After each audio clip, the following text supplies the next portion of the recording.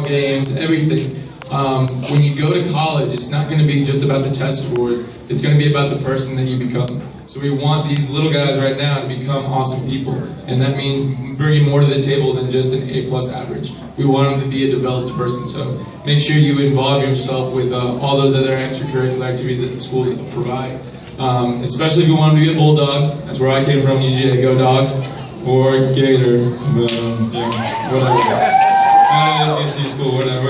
I was forced to say that last part. So, number 9, help your kids with homework. They have a lot of homework, and they're gonna get more of it. But your teachers will thank you if you send it back completed. I can't stress this enough. Before they go outside and play and torture the neighborhood cat, just have them go and finish the homework first, and then they can go outside and play. And then it'll just get them into that routine and that process of getting stuff done as soon as they get home from school, and then they can go and do whatever they need to.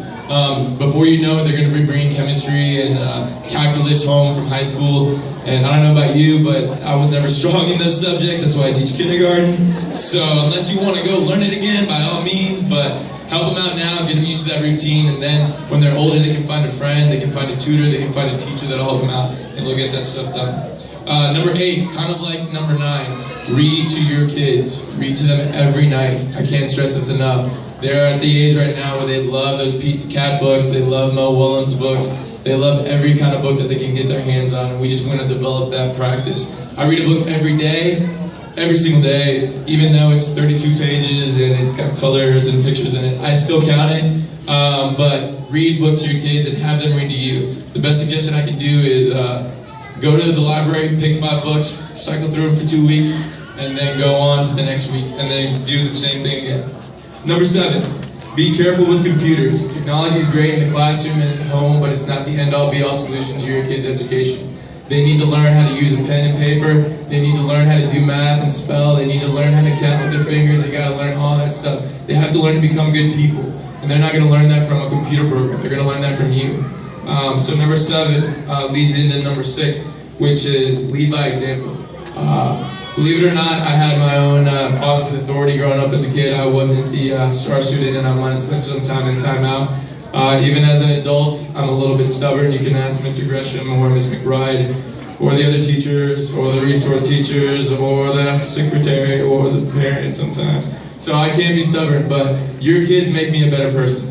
And so if you want your kids to be great people, you have to be a great person too. So lead by example. That's what I hope you guys can do. Your kids are going to be like sponges right now.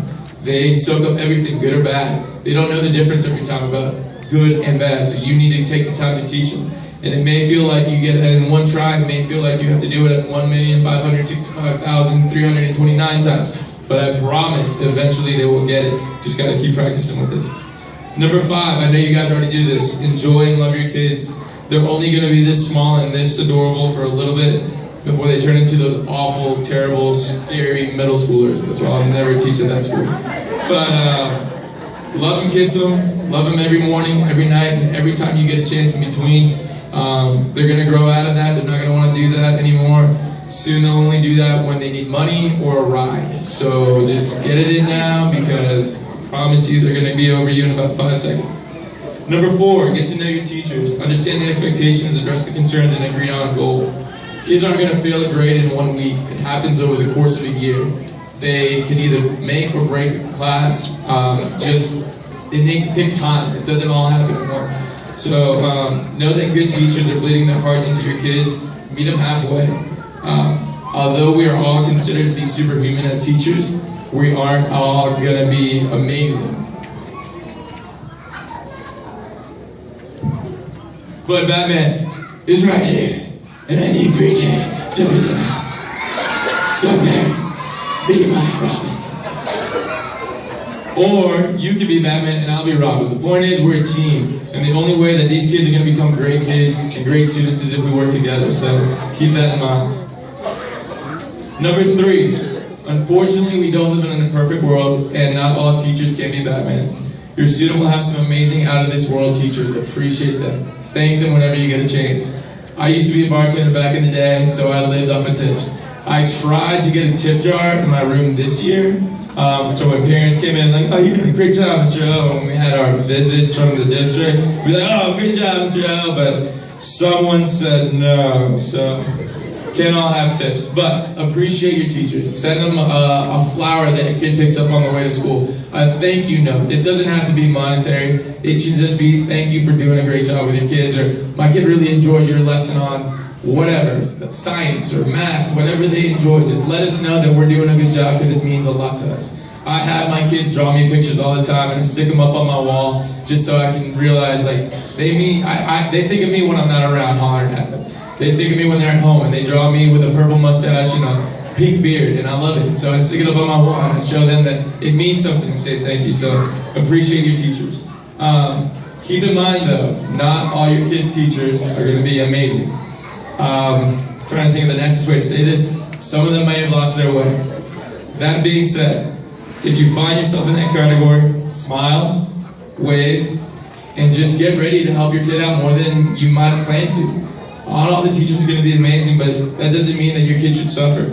Remove yourself, get rid of your ego, be the adult, and make sure that it's not about you, and it's not about the teacher, it's about the student. They are the most important thing. So make sure that they are moving forward and they're doing what they need to be doing to be successful. Help your students be successful as successful as possible, no matter what. Don't let one bad class ruin it. Number 2, and some of you aren't going to like this one. All right, pre-K, I know you guys are getting itchy, but give me one more second. If you can hear me, clap your hands once. Clap your hands twice. Wiggle them up in the sky. Wiggle them down low. Put them in front of you. Put them in together. Show me a bubble.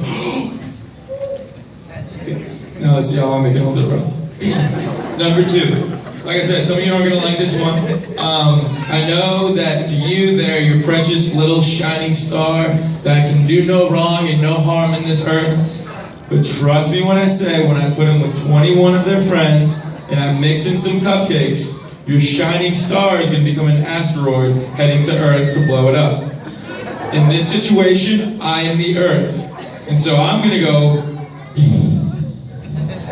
So, that being said, realize that they're human. They're going to mess up. They're not going to get perfect grades every single day, and they're not going to be perfect angels every single day. They're going to go to timeout. They're going to fall. They're going to fail. They're going to meander. They're going to lose their way off the path. But when they mess up on a test or an assignment or a behavior, instead of yelling at them or punishing them, teach them how to pick themselves up when they stagger.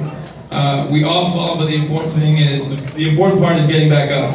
Please don't take a bad grade or a bad behavior recommendation or conduct grade personally. Take it, learn from it, teach them why it was wrong, teach them how we can get better, and move forward from it. Your kid messed up. It's not the end of the world. Talk it out, talk about it, and keep moving forward. Always move forward.